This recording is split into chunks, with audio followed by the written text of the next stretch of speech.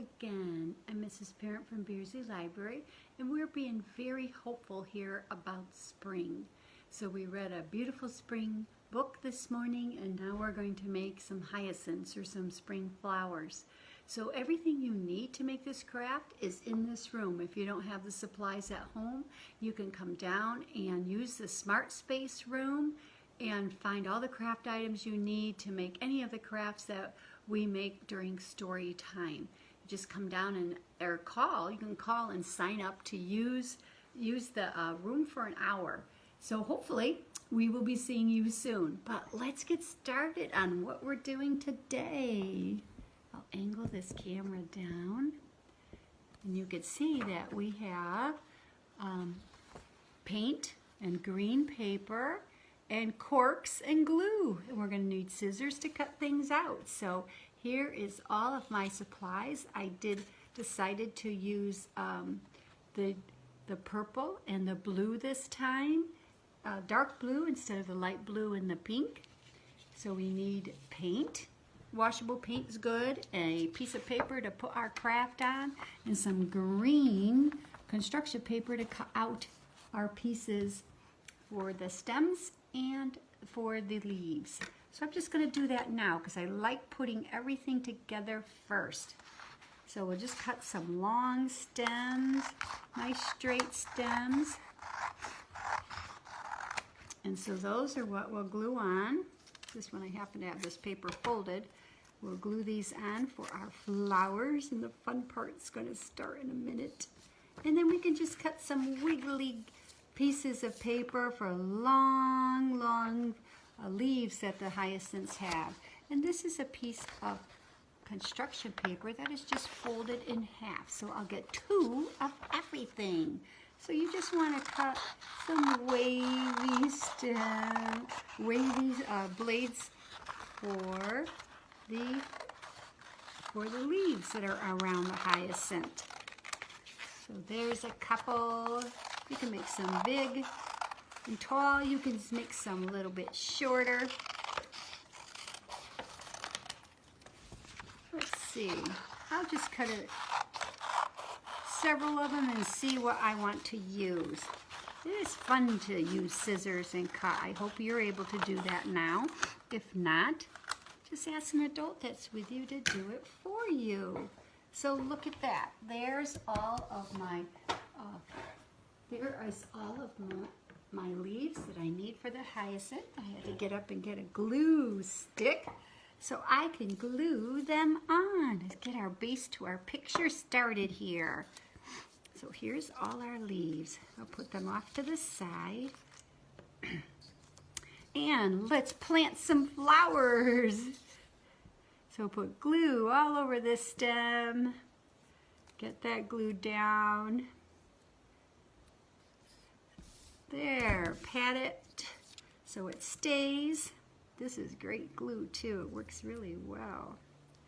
And we'll put this one on. And then you figure out where you want your leaves for the hyacinth. We'll just put some glue all over this.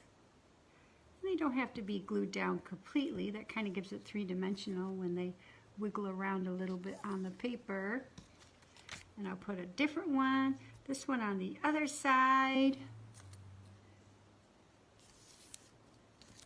I think I'll put it off to the side a little bit. Put this one off to the side a little bit because I want a lot of space for my flowers.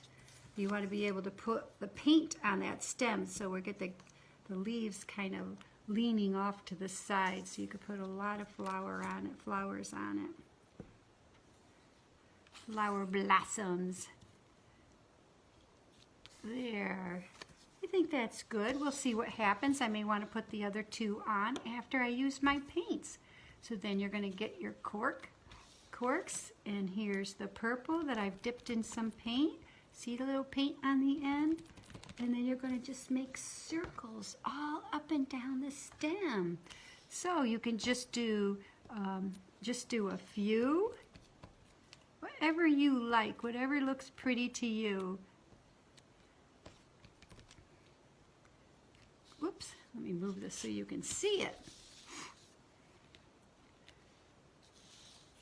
go. So I dip it in the purple and just go up the stem. Sometimes you have to do it over to get a good circle of the print, but that's okay. This is fun to do. Look at all this purple. This is growing quick, this purple flower. Scooched it off the end. You could always use too, there's these little paint dots that you can use. If you don't even have paint, what else can you do? You can use magic markers. You can use crayons to make your hyacinths. So I think I'll do a few down the stem too. Let me get this over a little closer so you can see. There we go. And that's all you have to do, and you want to make it a little bit wider. You could put some on the edges. Put some more flowers, blossoms on the edges. Okay, that looks great. And now I think I'll do the dark blue. This little cork decided to fall over in the blue. So we'll do dark blue now and go up the stem. And if you have crayons, you certainly can make circles for crayons and color them all in to make your flowers. This is one of the first spring flowers that come up along with the daffodils, and hyacinth smells very, very sweet. So go all the way down the other side.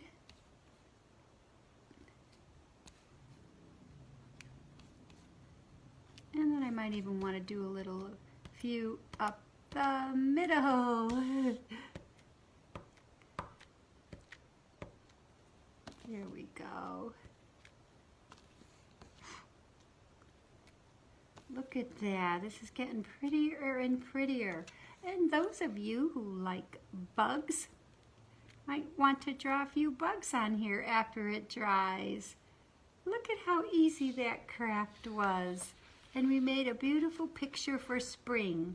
And you can either, like I said, put some bugs on it. You can use it as a card to give to someone after it dries and say, welcome spring. Or you could use it for a birthday card or just a beautiful decoration for your home. So here we have a purple and dark blue hyacinth.